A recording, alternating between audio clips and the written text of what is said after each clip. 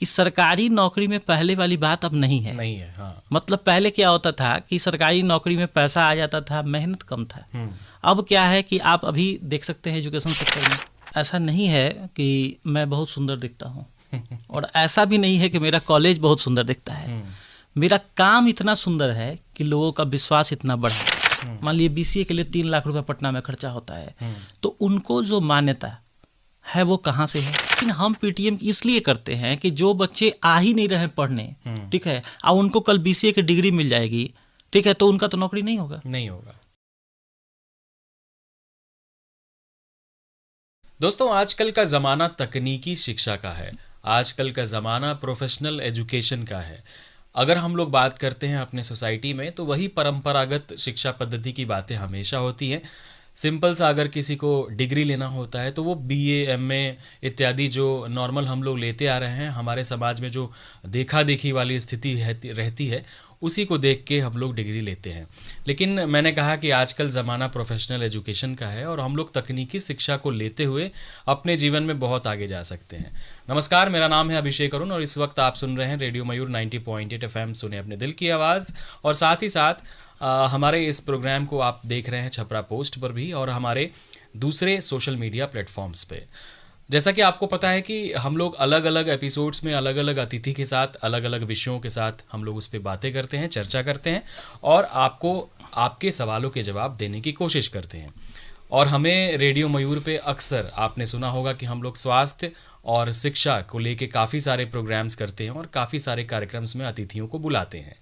आज के इस एपिसोड में हम लोग बुलाए हैं अपने स्टूडियो में हमारे शहर के जाने माने शिक्षाविद और एक ऐसा नाम जिसके लिए पहचान की कोई मोहताज नहीं है वो तो मैं उनसे आपको रूबरू कराऊंगा।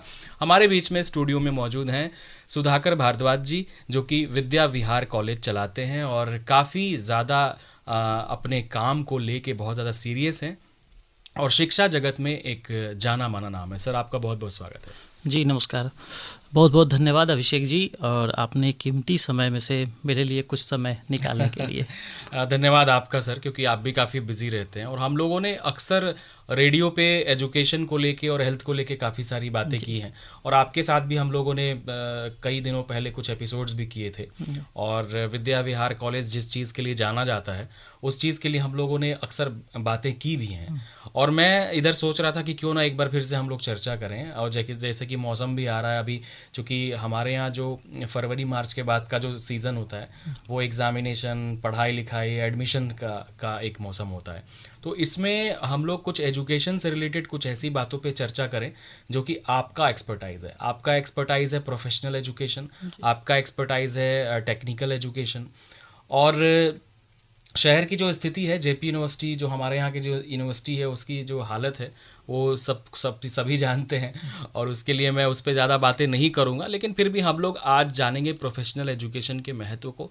सबसे पहले सर, विद्या विहार कॉलेज के बारे में हमारे श्रोताओं और दर्शकों को एक छोटा सा ब्रीफ दें उनको। जी, विद्या विहार कॉलेज एक ऐसी संस्था है जो 2011 में इस्टेब्लिश हुई थी और उस समय से अभी तक लगातार ट्रेडिशनल एजुकेशन को छोड़कर प्रोफेशनल और टेक्निकल एजुकेशन में, even journalism and mass communication के भी क्षेत्र में काम करते आ रही है। और इसको मान्यता जो है वो मौलाना मजहरुल हक अरबी व फारसी विश्वविद्यालय पटना से है, जो बिहार सरकार की स्टेट लेवल यूनिवर्सिटी है। जी, अगर हम लोग प्रोफेशनल एजुकेशन या फिर जो भी तकनीकी शिक्षा की जो हम लोग बात कर रहे हैं, इसको आप कैसे देखते हैं, क्या महत्व देखते हैं इसको? देखिए, मतलब बेसिक चीज़ों को समझना है कि अगर पढ़ना है, मतलब ग्रेजुएशन करना है, तो क्यों ना प्रोफेशनल एजुकेशन करें। अब ये बात हम क्यों कह रहे हैं कि एक ज़माना था जब traditional education BA BSc BCom तक ही हम लोग केंद्रित थे, उससे आगे कोई मतलब तरीका ही नहीं था जहां हम जा सकते थे। एक दो यूनिवर्सिटी थी वो भी डिस्टेंस एजुकेशन में जो हर जगह चलती थी, जैसे इग्नू हो गया, नालंदा हो गया। अब इग्नू नालंदा में समस्या ये था कि भाई डिस्टेंस एजुकेशन था और प्रोफेशनल एजुकेशन का मतलब ही होता है प्रैक्टिकल अप्रोच में एजुकेशन। तो वहाँ तो डिस्टेंस एजुकेशन उन लोगों के लिए बना था जो मतलब सरकारी नौकरी में या किसी प्राइवेट नौकरी में व्यस्त हैं। तो ये हुआ कि अब आज के डेट में सरकार के पास उतनी नौकरियां तो नहीं हैं जिससे कि पूरी बेरोजगारी खत्म हो जाए। बिल्कुल। और कॉरपोरेट कल्चर का बहुत डेवलपमेंट हुआ है, प्राइवेट सेक्टर में काफ़ी जॉब हैं और प्राइवेट सेक्टर में जॉब आपको ट्रेडिशनल एजुकेशन से नहीं मिलेंगे। जब भी मिलेंगे तो आपको प्रोफेशनल और टेक्निकल एजुकेशन से ही आपको प्राइवेट सेक्टर में जॉब मिलेंगे। तो मेरा यह मानना है और मेरा यह अपील भी लोगों से है कि अगर ग्रेजुएशन आपको करना है और सरकारी नौकरी की तैयारी करना है तो दोनों प्रोफेशनल एजुकेशन टेक्निकल एजुकेशन को लेने के बाद आप कर सकते हैं। अब वो ऐसे होगा कि जैसे मान लीजिए कि अगर आपको बैंक की तैयारी करनी है, रेलवे की तैयारी करनी है, तो BCA BBA या कुछ भी बीटेक हो गया या कुछ भी हो गया, MBA MCA करके भी आप उसकी तैयारी कर सकते हैं, उसमें नौकरी पा सकते हैं। क्योंकि प्रोफेशनल एजुकेशन में जितने भी अंडर ग्रेजुएट मतलब ग्रेजुएशन लेवल के कोर्सेज होते हैं या मास्टर लेवल के कोर्सेज होते हैं वो सारे इक्विवेलेंट टू ग्रेजुएशन होते हैं, इक्विवेलेंट टू मास्टर्स होते हैं। तो ऐसा कहीं पाबंदी नहीं है कि आप BA करोगे तभी आप बैंक की नौकरी कर पाओगे या किसी भी तरह की सरकारी नौकरी कर पाओगे या BSc करोगे, BCom करोगे। तो मैं ये कहता हूँ कि 2 अपॉर्चुनिटी एक साथ लेके चलिए। आप प्रोफेशनल एजुकेशन करिए और क्या है कि प्रोफेशनल और टेक्निकल एजुकेशन बिजनेस कोर्सेज जो भी उपलब्ध है, हमसे जितना बन पा रहा है मैं कर रहा हूँ। हमसे भी बड़े बड़े इंस्टीट्यूशन है, वहाँ जाएंगे, अच्छे अच्छे कोर्सेज मिलेंगे। और अगर आपकी सरकार में नौकरी हो जाती है बहुत अच्छी बात है, अगर नहीं होती है तो आप तो कुछ बने हैं ना, आप स्किल्ड हैं। अब क्या है कि कॉर्पोरेट में आप ट्राई करेंगे तो बेशक बढ़िया हो जाएगा। दूसरी चीज़, जहाँ तक सरकारी नौकरी की बात है, इस पे भी आजकल कुछ हमने सोचा है, वो बता रहे हैं कि सरकारी नौकरी में पहले वाली बात अब नहीं है। हाँ। मतलब पहले क्या होता था कि सरकारी नौकरी में पैसा आ जाता था, मेहनत कम था। अब क्या है कि आप अभी देख सकते हैं एजुकेशन सेक्टर में 9 बजे से 5 बजे तक काम करना है, और हमारे यहाँ जो लोग काम करते हैं प्राइवेट सेक्टर में वो 10 बजे से 5 बजे तक काम करते हैं। तो हमारे यहाँ 1 घंटा कम होता है। कई जगह आप प्राइवेट स्कूल्स में देखेंगे अच्छी सैलरी वहाँ है, और 8 बजे से 2 बजे तक काम करना है। तो अब कहीं ना कहीं मेहनत ज़्यादा है और पैसा सरकारी में कम है। लेकिन अब कहने का मतलब है कि प्राइवेट में भी अच्छी जगह पे जब आप रहेंगे तो आपका लाइफ है, हर जगह आपको प्राइवेट में तब रहेंगे जब आप स्किल्ड होंगे। हाँ। तो यही मुझे कहना है कि अब तो प्रोफेशनल एजुकेशन का ही जमाना है और उसी के साथ जाना चाहिए। ये इसमें दोनों तरफ से फायदा है, सरकारी में भी आप जा सकते हैं, प्राइवेट में भी जा सकते हैं। तो अब इस जमाने में विद्या विहार कॉलेज जैसे संस्थानों की जो ज़रूरत है या फिर उसका जो महत्व है वो बढ़ जाता है। बिल्कुल। यहाँ पे हम लोग देखते हैं कि यहाँ पे भी यूनिवर्सिटी है, लेकिन उसके बाद विद्या विहार कॉलेज ही एक स्टूडेंट या अभिभावक क्यों चुने, उसके लिए कुछ पॉइंट्स बता दें। देखिए, ऐसा नहीं है कि मैं बहुत सुंदर दिखता हूँ और ऐसा भी नहीं है कि मेरा कॉलेज बहुत सुंदर दिखता है। मेरा काम इतना सुंदर है कि लोगों का विश्वास इतना बढ़ा है। अब होता क्या है कि प्रोफेशनल एजुकेशन, अभी हमने बात किया प्रैक्टिकल अप्रोच की चीज़ है। अब क्या है कि BCA अगर बच्चा करता है तो उसको पूरे 3 साल क्लासरूम चाहिए, प्रैक्टिकल अप्रोच में उसको एजुकेशन चाहिए, और वो तब संभव है जब आपके पास रेगुलर फुल टाइमर टीचर्स उपलब्ध होंगे, रेगुलर आपके पास क्लासेज चलेंगे, और रोज बच्चा 3 घंटा 4 घंटा जब आपके साथ जुड़ेगा, पढ़ेगा, तभी वो प्रोफेशनल एजुकेशन करने के बाद वो कहीं कुछ जाके कर पाएगा, कोई इंटरव्यू क्रैक कर पाएगा, कहीं नौकरी ले पाएगा। तो ये चीज़ हमारे यहाँ है कि BCA BBA लाइब्रेरी साइंस या BJMC तो आपका डिपार्टमेंट है और आपका सहयोग रहा भी है। जी बिल्कुल। ठीक है, और आप खुद जान रहे हैं कि आपके यहाँ से बच्चे हमारे द्वारा कितने स्किल्ड होके बाहर निकले हैं। हाँ, और ये आपको बताने की जरूरत नहीं है, और वो बच्चे अच्छे जगह पे हैं, अच्छा कर रहे हैं। तो इन सब कोर्सेज में हमारे यहाँ एकदम रेगुलर फुल टाइम क्लासेज होते हैं, और हम लोग इतना जुड़ के उसको पढ़ाते हैं कि बच्चा निकलने के बाद ज़रूर कुछ ना कुछ करता है। और एक बात मतलब स्टार मार्क में बता रहे हैं नोट, कि जो बच्चे BA BSc BCom किए, इस बार की अपॉर्चुनिटी जो नीतीश कुमार जी की आई थी 1 लाख 2 लाख बहाली शिक्षक की, उसमें वो चूक गए। और हमारे यहाँ से बहुत सारे बच्चों का कंप्यूटर टीचर में हो गया। अब वो कैसे हुआ? आपको इंटर कॉलेज में, इवन हम प्राइमरी की स्कूल की बात नहीं कर रहे, हमारे यहाँ से बच्चा प्रोफेसर बन गया। अब कैसे बना? उसमें क्या क्राइटेरिया था कि मिनिमम ग्रेजुएशन इन IT होना चाहिए, कंप्यूटर साइंस होना चाहिए। तो बच्चा BCA मेरे यहाँ से किया हुआ था, जो लड़का MCA किया था और अच्छी बात है, जो MBA किया था अच्छी बात है, लेकिन जो वो नहीं किया था, अगर सिंपल MA कर लिया था, MCom कर लिया था, MSc भी कर लिया था, तो उधर से उसका मास्टर्स हो गया। और इधर सरकार कह रही है कि आपको मिनिमम ग्रेजुएट IT में होना जरूरी है। ठीक है, वो मेरे यहाँ से हो गया था और उन सारे बच्चों की नौकरी हो गई। क्या बात है। तो ये हमारी बहुत बड़ी तो उपलब्धि ये है। समझने वाली बात है छपरा, और जो भी हमें देख रहे हैं दर्शक और स्टूडेंट्स, चाहे उनके अभिभावक, ये सारी बातें आपको समझनी चाहिए और हम सबको एक दूसरे को बतानी चाहिए कि प्रोफेशनल एजुकेशन का क्या महत्व हो सकता है। आप अपना टाइम बचा सकते हैं, आप स्किल्ड हो सकते हैं, आप गवर्नमेंट और प्राइवेट जॉब में फ़र्क महसूस कर सकते हैं और काम करने का नज़रिया भी बदल सकता है। अब हम लोग बातें करें कोर्सेज़ के ऊपर, तो हमारे यहाँ, आपके यहाँ क्या क्या कोर्सेज़ हैं? हमारे यहाँ यूजी में अंडर ग्रेजुएट में BCA है, bachelor in computer application, IT का कोर्स है।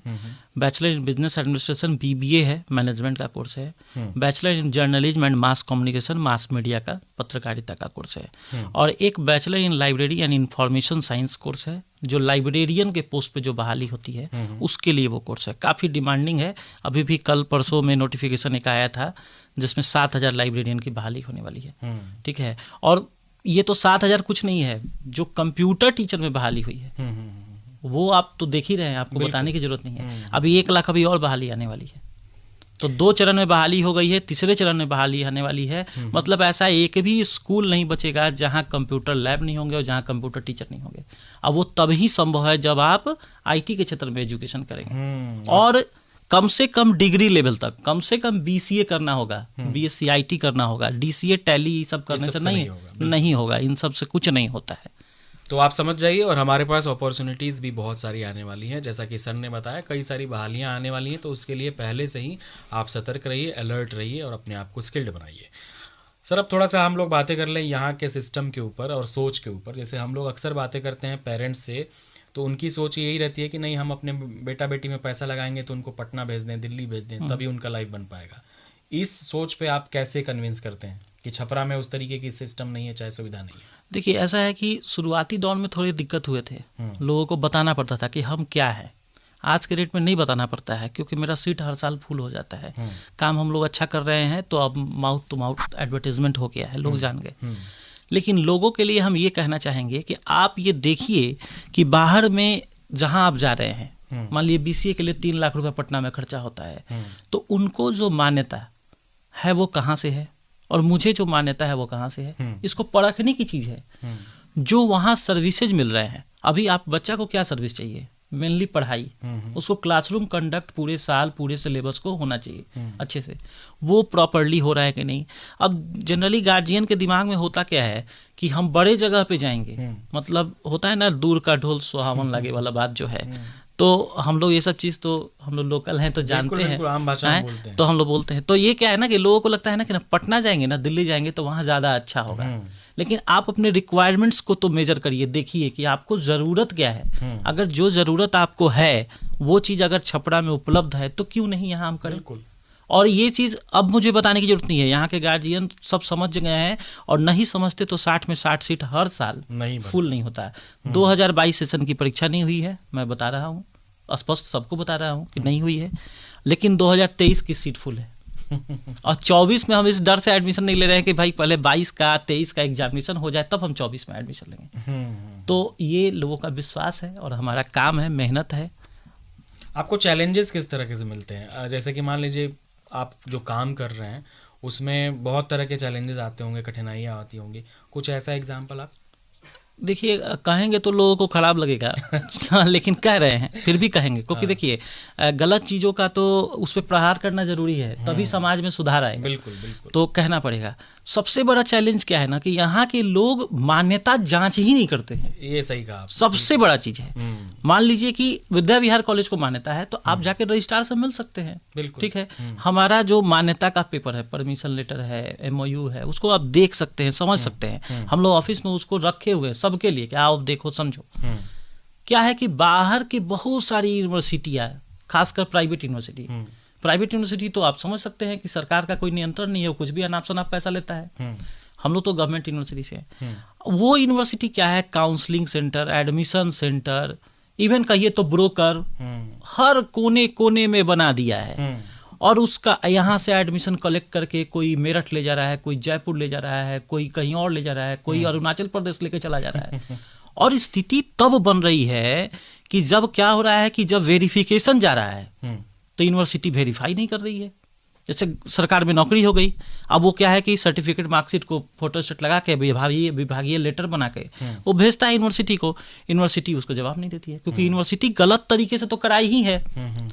अब बताइए कि एग्जामिनेशन जिस यूनिवर्सिटी को उत्तर प्रदेश में चलना है उसको उससे बाहर चलना ही नहीं है। इवन उत्तर प्रदेश के कुछ डिस्ट्रिक्ट्स में ही चलना है। जैसे आपके बिहार में जयप्रकाश यूनिवर्सिटी हमारा स्थानीय यूनिवर्सिटी है, तो इस यूनिवर्सिटी को छपरा, सिवान, गोपालगंज में ही चलना है, मोतिहारी में नहीं चलेगा, हाजीपुर में नहीं चलेगा, ठीक है। तो वो उत्तर प्रदेश के 2, 3, 4 जिलों में ही चल सकता है। वो यूनिवर्सिटी के एग्जामिनेशन से यहाँ छपरा में होते हैं। ये प्रायः सुनने में हमको आता है। लोग कहते हैं कि क्यों ना, आपके पास इतना झमेला है, एडमिशन लेते हैं, फिर प्रैक्टिकल होता है, फिर क्लास करना पड़ता है, फिर थ्योरी एग्जामिनेशन सेंटर पे देने पड़ते हैं, और यहाँ लोग कहते हैं कि सर बैक डेट में नहीं मिल जाएगा। तो भाई बैक डेट वालों आप समझ जाओ इस बात को, या बैक डेट नहीं करेंट डेट में भी कर रहे हैं, तो अगर कहीं बाहर की यूनिवर्सिटी है उसके एग्जामिनेशन आप अगर छपरा में दे रहे हैं, ऑफलाइन में दे रहे हैं या ऑनलाइन में दे रहे हैं, तो आप अपनी डिग्री की मान्यता पर कल प्रश्न चिन्ह खड़ा होता है तो उसके भागीदार आप ही होंगे। सबसे बड़ा चैलेंज ये है कि लोग हमारे मान्यता को, ओरिजिनल को, डुप्लीकेट को नहीं समझते हैं। दूसरा चैलेंज क्या है कि बच्चा पढ़ने आता है, ठीक है, लेकिन गार्जियन उतना सजग नहीं है कि बच्चा अगर क्लास करने नहीं आ रहा है तो उसको हम फॉलो अप ले। हम लोग फोन भी अगर कराते हैं तो गार्जियन कहता है मुझे टाइम नहीं है, वो नहीं जा रहा है तो हम क्या करें। तो अगर ऐसा होगा तो फिर क्वालिटी मेंटेन नहीं होगा। ये तो हमारे यहाँ देखिए शुरू से है, और हम कहें कि पेरेंट्स अगर जिस तरीके से भाग नहीं ले पाते हैं, स्कूल में भी होता है, स्कूल में भी वही सिस्टम है। अब तो खैर जब से ये नई नई चीज़ें आने लगी हैं, लोग देखते हैं सिनेमा वगैरह में वो सब चीज़ें होती हैं, तो हमारे नई चीज़ों में भी लोग ढल रहे हैं। तो अब चीज़ें बदलनी चाहिए। हम सबको, जब हम लोग कोई छोटा सा सामान लेते हैं तो उसका देखते हैं कि भाई ये सही है कि नहीं। मैं कल पेरेंट्स टीचर मीटिंग किया हूँ, जबकि पीटीएम केवल छोटे बच्चों के लिए होता है स्कूल में, कॉलेज में वो भी ग्रेजुएशन के बच्चों के लिए नहीं होता है। ये हम पहली बार सुन रहे हैं। लेकिन पीटीएम हमारे यहाँ हो रहा है तो कहीं ना कहीं हमको खुद हंसी आता है, बिल्कुल, और लाज भी लगता है, बहुत सही चीज। लेकिन हम पीटीएम इसलिए करते हैं कि जो बच्चे आ ही नहीं रहे पढ़ने, ठीक है, और उनको कल बीसीए की डिग्री मिल जाएगी, ठीक है, तो उनका तो नौकरी नहीं होगा। तो भाई इतना पैसा क्यों खर्चा कर रहे हैं? सही बात। जो लड़कियां, हम बता दे रहे हैं सरकार की कुछ बातें कि जो लड़कियां अगर नहीं पढ़ना है, क्लास आपको नहीं आना है, तो जाइए राजेंद्र कॉलेज में लड़की का फ्री में एडमिशन होता है, वहां कराइए। हमको पैसा क्यों देते हैं? बीसीए कर लीजिएगा, बीबीए कर लीजिएगा और क्लास एक दिन नहीं आइएगा, तो फिर क्या फायदा है? और टेक्निकल एजुकेशन में जब तक आप क्लास नहीं करेंगे तब तक चीज़ें आपको समझ में नहीं आएंगे, आप स्किल्ड नहीं बन पाएंगे। तो यहाँ पे जब व्यवस्था है, सीरियसली आप उसमें जुड़ें। और अभिभावक, आप लोग जितने भी हमें सुन रहे हैं, पेरेंट्स, उनसे भी आग्रह है कि अपने बच्चे जब आपके कहीं पढ़ते हैं तो उन पे थोड़ा सा ध्यान दें, और कहाँ जाके क्या पढ़ते हैं, कैसे समझते हैं, उनका फ्यूचर कैसे होने वाला है, उनके लिए क्या ज़रूरी चीज़ें हैं, उन सब बातों पे ध्यान दीजिए। अब हम लोग थोड़ा सा अपना जो सिस्टम है बिहार का, उसको हम लोग लेके थोड़ा सा बातचीत कर लेते हैं कि यहाँ का जो एजुकेशन पैटर्न है, जो भी पद्धति है हमारे यहाँ, चाहे वो स्कूल का हो, चाहे हायर एजुकेशन का हो, कॉलेजेस का हो, आप उससे कितने संतुष्ट रहते हैं? अब देखिए, ऐसा है कि सब तो हमारे अपने ही हैं, बट बहुत संतुष्ट नहीं है। कुछ चेंजेज चाहिए, और चेंजेज कुछ इस तरह के चाहिए कि सबसे पहले तो गार्जियन का और स्टूडेंट का दोनों का मोटिवेशन ज़रूरी है। ये हम करते हैं अपने यहाँ, हम खुद करते हैं भाई, मोटिवेटर हम है नहीं, लेकिन अपना पूरा सक्षमता अपना लगाते हैं और मोटिवेट करते हैं, तो कहीं ना कहीं क्लास में अपीयरेंस बढ़ जाता है। कहीं ना कहीं उसका, जैसे कि कोई लड़का आता है, वो अजीब टाइप का शर्ट पहन के आता है, ठीक है, तो उसको एक दिन समझाते तो अगला दिन थोड़ा सा सिविलाइज ढंग से वो शर्ट पहन के आता है, दिखता है अच्छा। तो इस तरह का मोटिवेशन अपने आप में होना जरूरी है। और ये आदमी सेल्फ मोटिवेट हो सकता है। मुझे कौन मोटिवेट करता है? सही बात। मुझे कोई नहीं करता है। मैं खुद अपने से मोटिवेट होता हूँ कि मुझे क्या करना है, क्या बेहतर हो सकता है, क्या करे तो समाज में फ़ायदा हो सकता है। समाज को कहीं ना कहीं सामाजिक आदमी है, हम लोग समाज में जी रहे हैं, तो आपका भी कुछ दायित्व है, मेरा भी कुछ दायित्व है। तो अब सिंपली पैसा कमा लेना कॉलेज चलाकर अगर ये रहे थे तब तो नहीं होगा।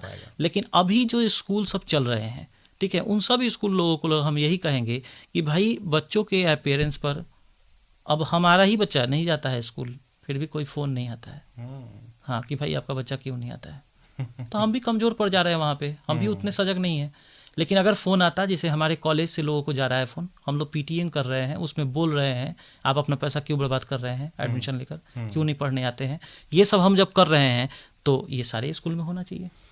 और बिल्कुल छपरा, आपकी भी जो राय है इस पे आप हमें कमेंट कर सकते हैं, मैसेज करते हैं, हमें फ़ोन करके आप बता सकते हैं कि इस पे आप क्या सोचते हैं।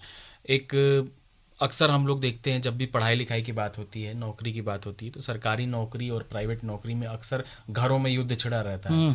घर के लोग कहते हैं कि मम्मी पापा की भाई किसी सरकारी नौकरी का तैयारी करो, लेकिन क्या तैयारी करो ये समझ में नहीं आता है। और बाकी एक ही रहता है कि भाई आप सरकारी नौकरी किसी तरह ले लीजिए, आपका भविष्य सिक्योर हो जाएगा। तो छपरा जैसे शहर में, छोटा शहर है, गांव से काफ़ी सारे बच्चे आते हैं छपरा में, उनके पेरेंट्स को कैसे आप समझाना चाहेंगे सरकारी नौकरी और प्राइवेट नौकरी में जब छिड़ी रहती है बातें? तो ये आजकल भी अभी भी है हमारे यहाँ जो लोग काम करते हैं वो लोग भी ये बात कहते हैं कि हमारे घर के लोगों का प्रेशर है, जबकि वो लोग पूरा संपन्न है, बहुत अच्छा पैसा कमा रहा है छपरा में। छपरा में अगर मान लीजिए कि कोई मतलब कैसे खोल के बताएं, लेकिन अगर 60-70 हज़ार रुपया भी अगर महीना में कमा ले रहा है कोई टीचर, 80 हज़ार कमा ले रहा है तो कम तो नहीं कमा रहा है। लेकिन उसके भी घर में ये चीज़ होती है कि ना तुम सरकारी नौकरी में चले जाओ। अब न जाने क्या है इसमें, लोगों को हमको ये लगता है कि लोग ये देखते हैं स्थिरता, परमानेंट, हाँ सिक्योरिटी की, भाई इसमें तो हो गया तो अब हो गया, अब कहीं नहीं जाने वाला, काम नहीं करना, ठीक है। लेकिन नहीं काम नहीं करना पड़ेगा, और अब नौकरी तो कोई हमसे ले ही नहीं सकता है, कोई हमसे छीन नहीं सकता है, इस तरह की चीज़ें दिमाग में बनी हुई है। लेकिन हम ये कहना चाह रहे हैं कि आप उससे भी बेहतर प्राइवेट में कर सकते हैं, लेकिन वो तब जब आप ये मोटिवेटेड होइएगा कि मुझे कुछ बेहतर करना है। आप बेहतर आदमी के लिए, हर आदमी ललायित है कि हमारे पास एक अच्छा आदमी आए, हर फील्ड में मीडिया के क्षेत्र में देखिए जो अच्छा काम कर रहा है वो रुक रहा है, नीचे ऊपर चला जा रहा है। आज मान लीजिए कि अंजना ओम कश्यप को दिक्कत है जी, इसको छोड़ देगी उसके में चले जाएगी। तो इस तरह के लोग हैं। तो ये जब आप सोच लीजिएगा कि प्राइवेट हो या सरकारी हो, मुझे ईमानदारी से काम करना है, तो आपको रोजगार की कोई दिक्कत नहीं है। तो इसलिए अपने बच्चों को गार्जियंस काबिल बनाइए, ऐसा बनाइए कि वो प्राइवेट सरकारी कुछ भी हो, कहीं भी हो, तो वो इंगेज रहे, उसकी जिंदगी चलती रहे। ऐसा कुछ नहीं है कि सरकारी से ही जीवन काटना नहीं है, जीवन जीना है। हाँ, जीवन जीना है, और ये हौसला रखना है कि हम जहाँ हैं वहाँ मतलब स्थापित करके रहेंगे। मतलब कई बार मुझे ऐसे लोग मिले हैं जैसे कि सरकारी नौकरी में है और 50 साल के हो चुके हैं, कई सारे वर्ष उन्होंने अपनी नौकरी में दे दिया है, लेकिन जब उनसे बात किया जाता है तो वो लोग कहीं संतुष्ट नहीं महसूस कर पाते हैं अपने आप को। वो लोग सोचते हैं कि शायद हम लोग सिर्फ एक मशीन जैसा बन चुके हैं, जो सोचे थे वो नहीं कर पाए हैं। देखिए जिंदगी जी नहीं पाते हैं, ये बात सही है, जिंदगी नहीं है, इतना प्रेशर है। वही तो अभी हम आपको थोड़ी देर पहले जिक्र किए थे कि अब वो सरकारी नौकरी नहीं है जो पहले था कि 11 बजे जाते थे और 3 बजे चले आते थे, और फिर भी एकदम हमको कमीशन वाली सैलरी ढंग की मिलती थी। वो अब बात नहीं है। आज के डेट में तो जो हो रही है उसमें तो ये स्केल नहीं क्लियर किया है, कौन स्केल पे आप हैं, पहली बात।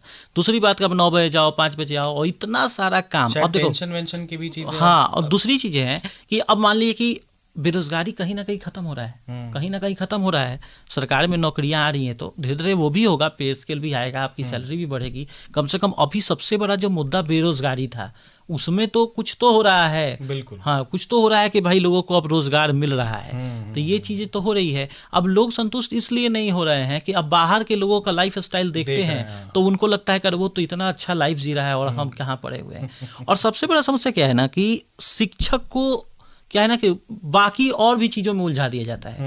ठीक है, अदर एक्टिविटीज में। बैंक कर्मी है तो बैंक कर्मी को बैंक के काम को छोड़ के दूसरे कामों में। अब क्या है ना कि लोन अगर तुम दिए हो तो लोन का वसूली भी तुम ही करोगे, ठीक है, जबकि वो काम उसका नहीं था। शिक्षक को क्या है कि अब शिक्षक को तुमको पढ़ाने का काम है, तब इसके अलावा तुमको इलेक्शन से लेकर के लैट्रिन शौचालय गिनती से लेकर के हर चीज तुमको करना है, ठीक है। लेकिन आप सरकार में नौकरी कर रहे हैं तो आप करिए, आपको करना पड़ेगा।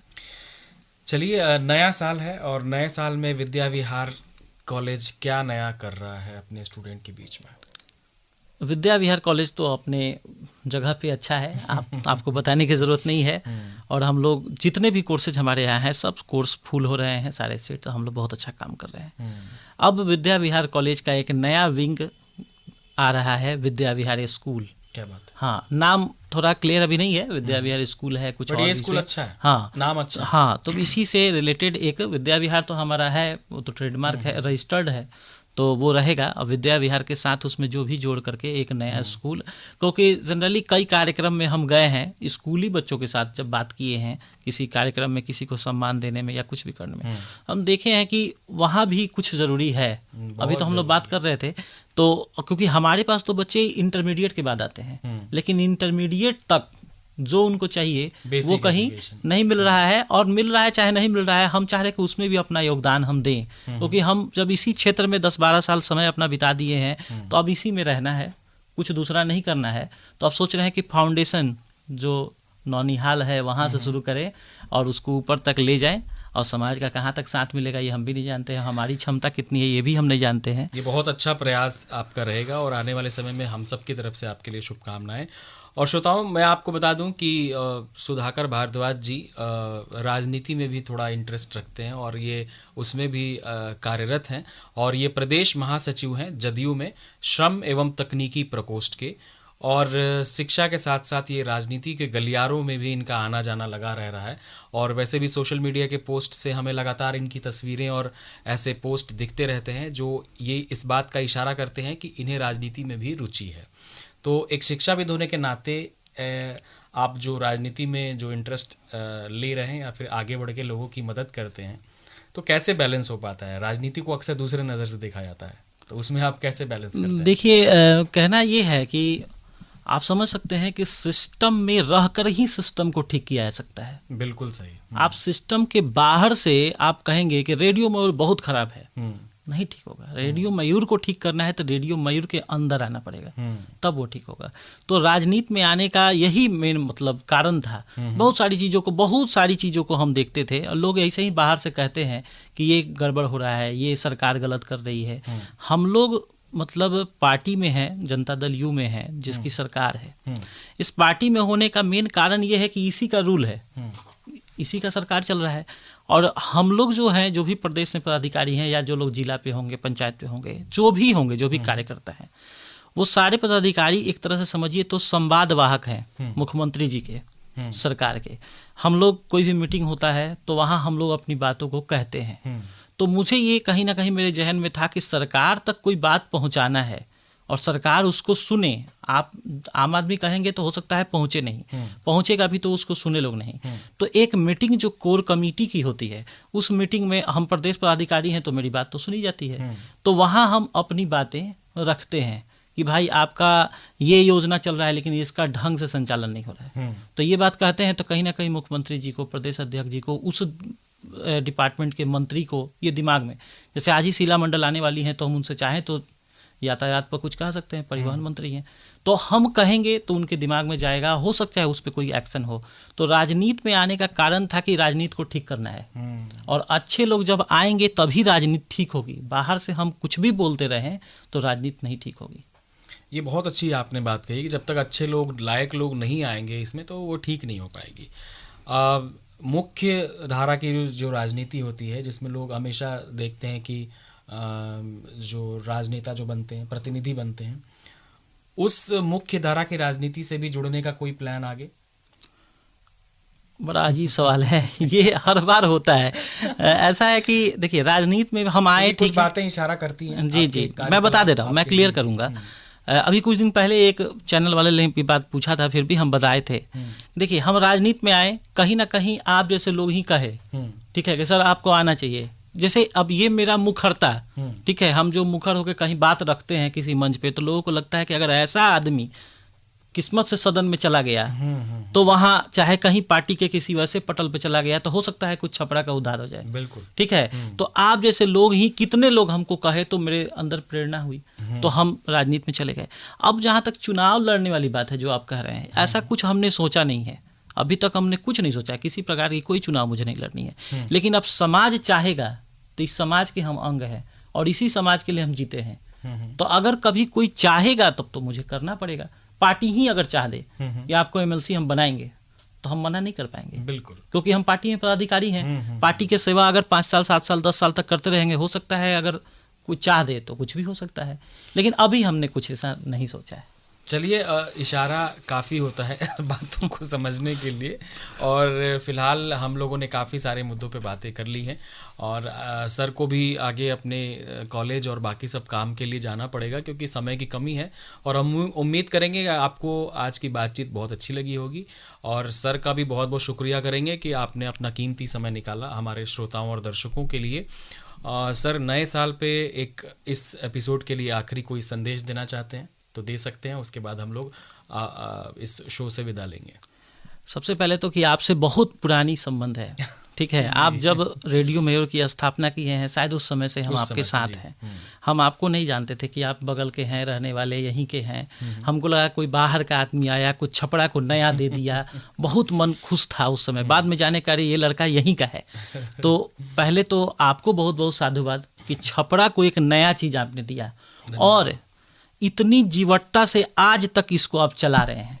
क्योंकि छपरा में कोई भी चीज़, नया चीज़ आप लेके आएंगे तो यहाँ के लोगों के बारे में हम कहें कि बहुत जल्दी लोग एक्सेप्ट नहीं करता है। पहले उसका क्रिटिसिज्म में होता है, खूब क्रिटिसाइज होता है ना, ये है वो है, रेडियो क्या है, कुछ नहीं है, ये अब कोई नहीं सुनता है, ये सब चीज़ें हुई होगी आपके साथ। बिल्कुल। लेकिन हम लोगों ने प्रमोट किया शुरू से ही और आज भी आपके साथ हैं और आपको वचन देते हैं कि आपके साथ रहेंगे, ठीक है। दूसरी बात है कि आपको भी 2024 में शुभकामना है कि अब रेडियो के बाद और आगे बढ़िए, जो चाहते हैं वो करिए। और आपके श्रोताओं को, आपके दर्शकों को, दोनों, क्योंकि डिजिटल प्लेटफॉर्म भी आपका है और ये भी है ऑन एयर, तो दोनों लोगों को, भाई सभी लोगों को हमारा शुभकामना है 2024 के लिए। आप सबको बहुत बहुत धन्यवाद है। तो चलिए श्रोताओं, नए साल में आप भी कुछ नई प्लानिंग्स करिए, नए सपने देखिए, क्योंकि सपने देखने से ही सपने पूरे होते हैं। और इसी संदेश के साथ, इसी बातों के साथ मुझे यानी कि अभिषेक अरुण को, मेरी पूरी टीम को दीजिए इजाज़त। आप सुनते रहिए रेडियो मयूर 90.8 FM, सुने अपने दिल की आवाज़।